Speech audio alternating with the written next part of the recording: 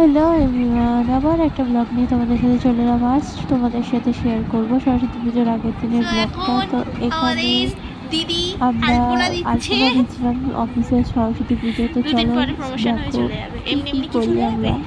আর আমাদের এখানে এখন এটাকে মানে রেডি করতে করতে আমাদের ডেকোরেশনের জিনিস শেষ হয়ে গেছে, তাই সব জিনিস আনতে ছুটেছি।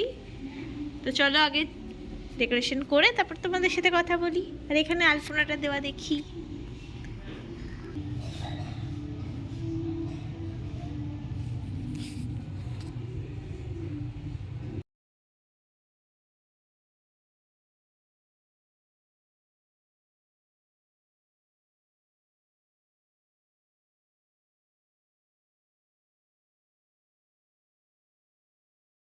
অ্যান্ড ফাইনালি আমাদের কাজ মানে বক বক করতে করতে কাজটা কমপ্লিট হয়ে গেল। আর এখানে আমরা আলপনাটা খুব সুন্দরভাবে দিদি আলপনাটা দিয়েছিল।